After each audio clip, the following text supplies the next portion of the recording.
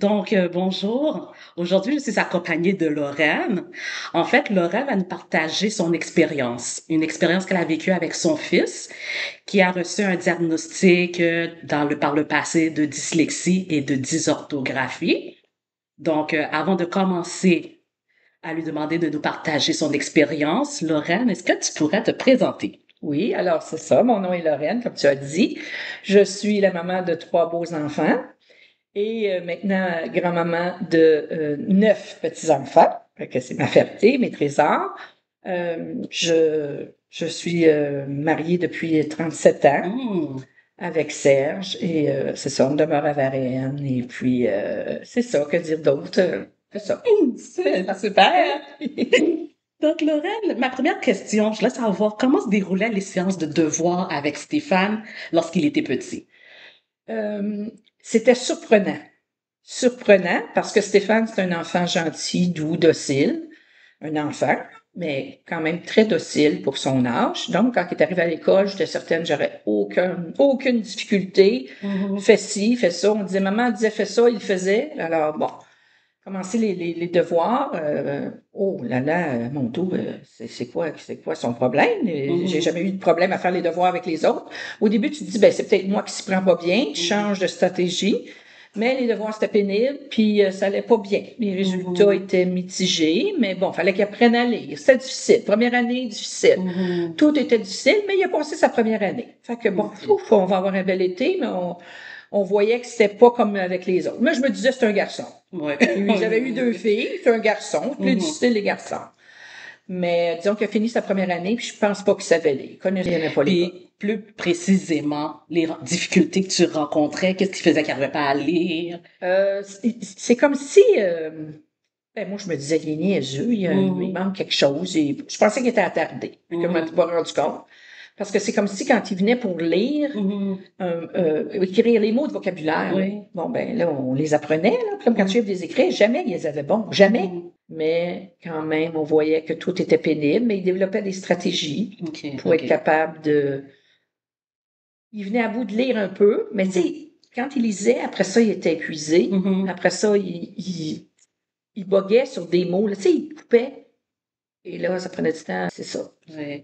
Donc là, tu as pu voir très rapidement qu'il y a quelque chose qui n'allait pas. Oui, Puis tantôt, tu as prononcé le mot stratégie, qui a développé des oui. stratégies.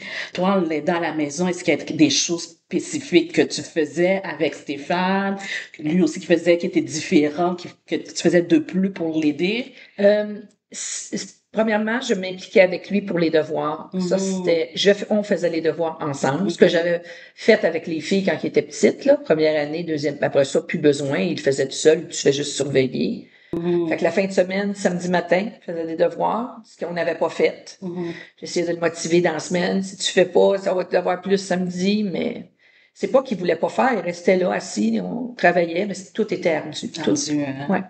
Puis là, tantôt, tu disais que tu payais quelqu'un de l'extérieur comme un Ouais. tuteur pour venir Ouais. l'aider et Ouais. tout. Mais à l'école, est-ce qu'il y avait des services qu'il Oui. recevait? À partir de la deuxième année, il a commencé à avoir un plan d'intervention avec un Un orthopédagogue? orthopédagogue. Oui. Là, ben, c'est ça. Il fallait qu'on suive le plan, tout ça. Il y allait, il sortait de la classe, Mhm, puis il allait 2 fois par semaine mhm, avec l'ortho. Fait qu'on le valorisait beaucoup à la maison. Il était mhm, pas niaiseux parce qu'il était pas capable de mhm. faire ses devoirs. Il était pas beaucoup de valorisation. Et ça, c'est important, Oui. effectivement. Puis je jouais à des jeux de société aussi. Mhm, Donc, tu sais, mettons, tu joues au Monopoly, il faut qu'il lise la petite carte mhm, chance, il faut qu'il mhm, lise, même si c'est tout petit. Puis mhm, ses sœurs étaient très respectueuses aussi, que même si mhm, Stéphane, c'est pas eux autres, oh, viens, je vais le lire, c'est long. Non, mhm, c'était lui qui le lisait, même si c'était plus long. mhm. Fait que ça, ben, au moins, il savait que chez nous, c'était une safe place.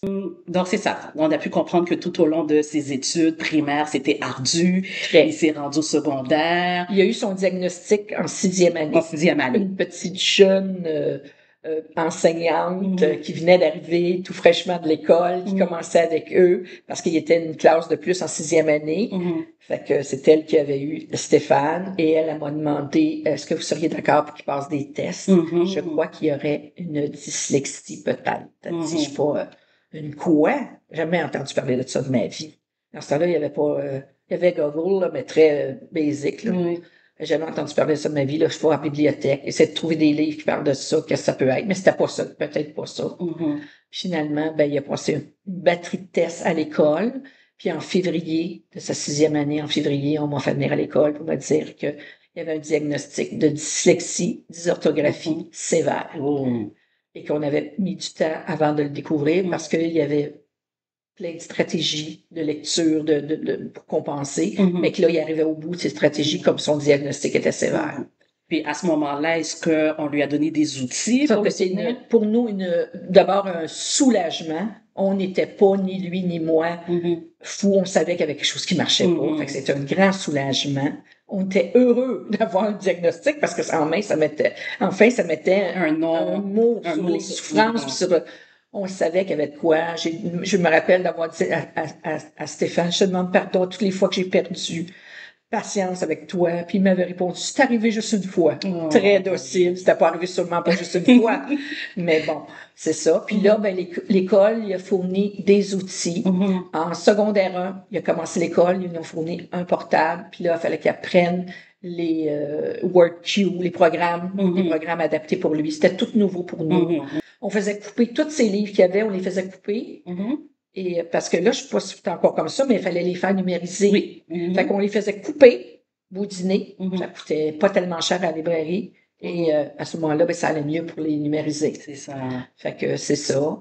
Puis justement, la mesure, pour l'ordinateur, c'est un outil qui peut suivre l'élève jusqu'à la fin de sa scolarité. Oui. Et dans notre cas, ça l'a suivi jusqu'à l'université. Wow. Ouais. C'est bon. Si vous m'aviez dit quand il était jeune qu'il aurait fini avec un bac, je sais pas si je vous aurais cru, mais ouais. C'est ça. Ouais.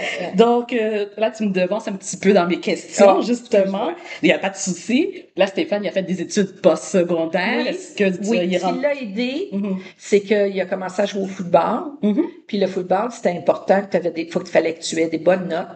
Puis même que, en tout cas, dans le temps, ici, il trichait un peu, il aidait les jeunes footballeurs, il y avait de l'aide supplémentaire. Fait que Stéphane, en plus de ses outils, il y avait de l'aide.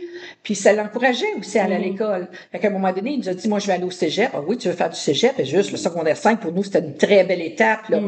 Oui, il voulait faire du cégep parce qu'il voulait jouer au football. On y va. Fait que, au cégep aussi, il y avait de l'aide et tout ça. Fait qu'il a joué au football pendant qu'il a fait son cégep en sciences humaines. Il a fait son cégep. Puis il a réussi son cégep. Puis à l'université. Puis après ça, ben, il a décidé de faire des cours à l'université pour jouer au football et pour avoir un diplôme. Là, on lui disait, faut que tu aies un plan B. Il était certain qu'il était pour être un joueur professionnel. Mais on lui disait, c'est important l'école, il faut que tu aies un plan B. Fait que c'est ça. Fait que là, il a suivi ses cours. Au départ, il voulait devenir psychologue. Et puis après ça, il a appris que ça prenait une maîtrise. Fait que là, il était comme puis beaucoup de lecture. Puis là, des fois, je l'aidais à lire, mais là, je comprenais rien de ce que je lisais. Ça devenait ardu. L'élève a dépassé le maître, comme on dit. Fait que c'est ça. Il a joué pour les Carabins de Montréal. Puis il a fait ses études à l'Université de Montréal. Il a fait des études. Il a fait un bac par cumul. Fait qu'il a fait différents certificats. Un petit cours en enseignement, un cours en théologie, un cours en psychologie, un cours en relations d'aide, un cours en sciences, puis il a comme puis il a eu son diplôme. Puis maintenant, il travaille, il a commencé à être intervenant dans une maison de jeunes, une maison privée, maison de jeunes à Longueuil. Puis maintenant, il est co-directeur, il fait de la gestion, il a continué ses études, il est encore aux études. Il est encore aux études pendant qu'il travaille, puis il aime ça.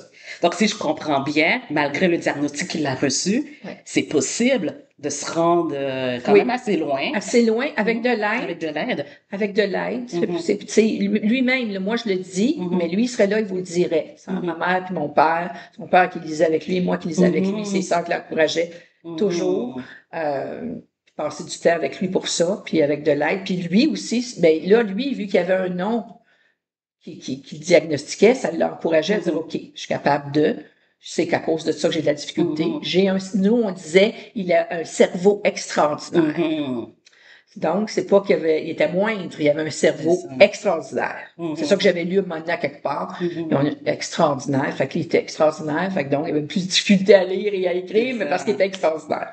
Fait, le fait qu'il soit dyslexie, dysorthographie, est-ce que ça veut dire que dans d'autres domaines, il était pas bon ou c'est deux choses différentes? C'est des choses différentes. Il y a des choses, la gestion, la dyslexie aussi, on la voyait aussi dans la gestion, mettons, des horaires. Stéphane, là, si tu lui dis, on va partir à telle heure, là, faut que tu y rappelles qu'on va partir à telle heure parce qu'il était pas prêt. Parce qu'il se situait mal dans le temps, tout ça. Mais il avait des forces de qualité humaine extraordinaires. Ça, c'était extraordinaire aussi. Le temps d'écoute passe avec les gens. Les gens sont importants pour Stéphane, plus que les mots. Alors, c'est ça qu'aujourd'hui, il aide des gens. Il aide des jeunes à sortir des difficultés. Fait que c'est ça. Fait que des difficultés très, très graves, là. Fait que c'est ça. Fait que c'est ça. Mais non, il savait qu'il y avait des forces ailleurs, dans le sport, etc. Ouais.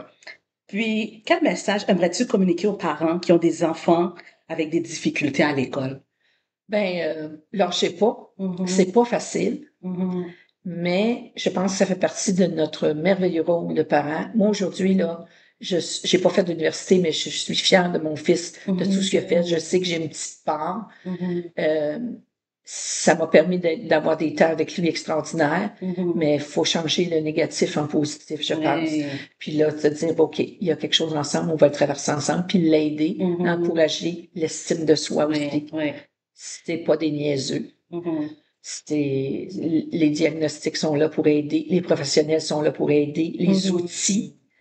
Et à ce moment-là, c'est moi notre but, puis pas de mettre des buts trop hauts. On n'a jamais parlé d'université à Stéphane. Nous, c'était le secondaire 5 à finir. C'était ça notre but. C'est lui après qui a voulu aller plus loin parce qu'il a eu confiance que mais nous, pour nous, secondaire 5, là, c'était ça, parce que c'est ça qu'on a besoin, le minimum pour travailler. Et puis jamais l'empêcher de rien. À un moment donné, il voulait aller travailler chez McDo. Pendant ses études, là, à 16 ans, je me disais, qu'est-ce qu'il va faire au McDo? Il a de la misère à apprendre. Ben non, il est allé, puis il était bon. Il est devenu chef de corps au McDo. Puis, c'est ça. Fait que, c'est de le laisser aller aussi quand il se sent capable de faire des choses. Il était fier d'être chef de corps au McDo, puis même s'il avait de la misère avec certaines choses, les commandes, lui, il fallait qu'il y colle les commandes. Il ne pouvait pas y lire les commandes. C'est vrai, c'est ça. Donc, si je comprends bien, ce qu'il faut retenir, c'est de s'impliquer. Oui, oui. C'est d'encourager son enfant. Oui, tout à fait. C'est de le valoriser. Tout le temps. Ses rêves. Oui. De pas le bloquer dans ses rêves. Non. Mais, c'est ça. Moi, j'avais déjà quelqu'un qui m'avait dit, pense pas, à force de l'aider, que tu vas faire un médecin de lui. Ben, pourquoi pas? Pas que je voulais qu'il soit médecin, j'ai jamais voulu qu'il soit médecin, mais s'il rêvait d'avoir un métier, moi, je rêvais grand avec lui. Oui, il a le droit de rêver autant que les autres. Puis aussi, qu'est-ce que je peux retenir dans qu'est-ce que tu disais, c'est que c'est de travailler en collaboration avec l'école. Oui. L'école offre des services, des outils. Donc, même s'il va voir l'orthopédagogue, il sort de la classe, c'est une aide. Parce que parfois, on peut le voir négatif, on peut dire, on va étiqueter mon enfant, mais au contraire, c'est un service qui va pouvoir l'aider. Oui, l'étiquette est là, mais elle est vraie, l'étiquette. Alors là, il y a des outils qui sont offerts. Écoute, le portable, les outils, les professionnels, des trucs. Quand il arrive au cégep, l'aide est multipliée. À l'université, il payait quelqu'un c'est vrai, pour prendre les notes à Stéphane. Un autre étudiant était payé, je ne sais pas combien de l'heure, là, pour prendre les notes à Stéphane. Fait que vraiment, de prendre toute l'aide qu'il faut, parce que après ça, ça fait des adultes qui, tu sais, il est co-directeur de l'endroit où il travaille maintenant. Il fait de la gestion, il aide des personnes, c'est un papa impliqué avec ses enfants, mais ça a fait que c'est un cumul de toute l'aide qu'il a reçue de ses parents, mais aussi des autorités compétentes.